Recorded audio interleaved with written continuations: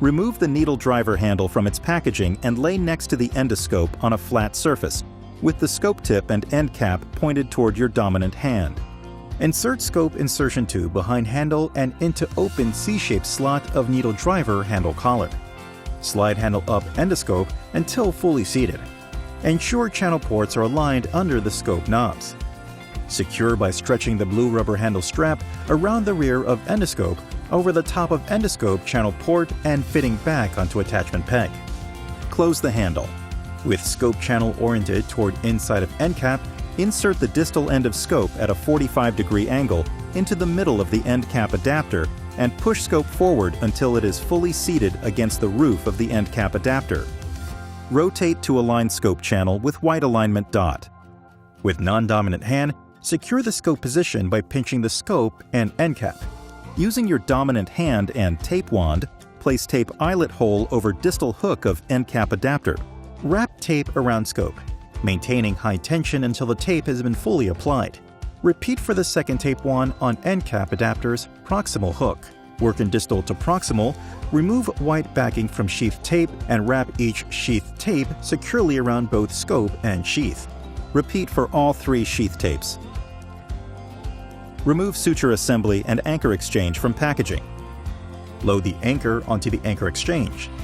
Remove suture from suture cartridge by holding and pulling the suture, not the anchor or anchor exchange.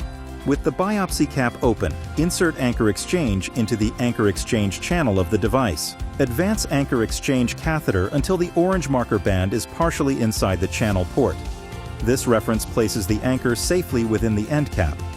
Remove the Tissue Helix Pro from its packaging. Open the adjacent biopsy cap and advance the Tissue Helix into the Helix channel until orange depth marker band is at entry of biopsy cap, or until distal tip is visible. To activate the MaxFlex Advanced Retroflexion, fully articulate the scope using the primary up dial and hold the dial to maintain this position.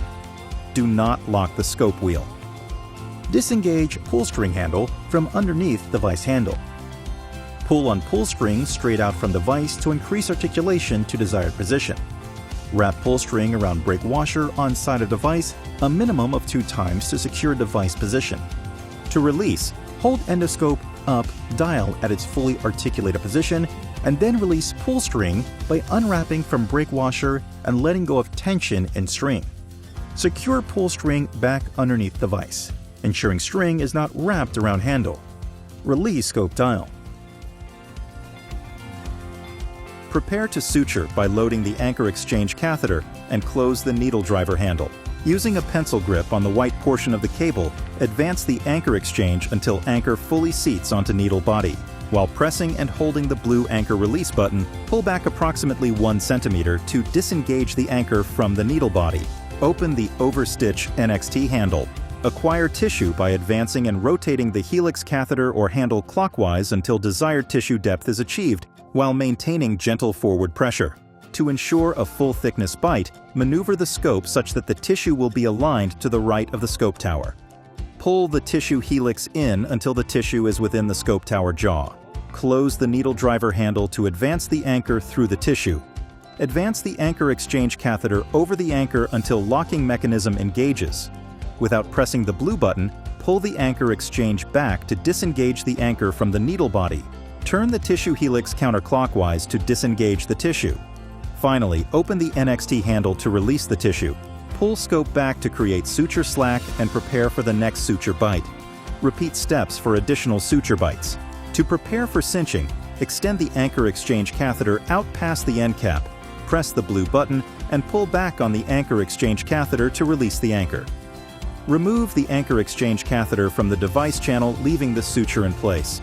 To load the cinch, thread approximately 3 centimeters of the distal end of the suture through the gold suture loading loop. Pull the gold tab down, or in line with the catheter until the suture has passed through the peak collar.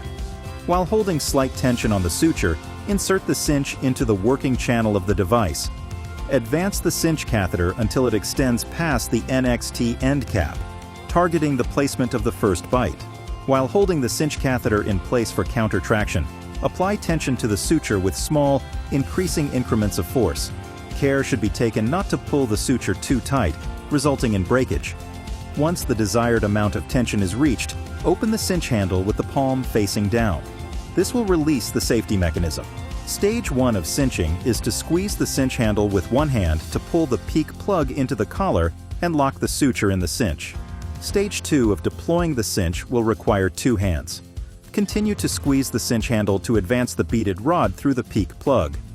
For the final stage, continue to squeeze the handle to activate the suture cutter and release the peak collar and plug.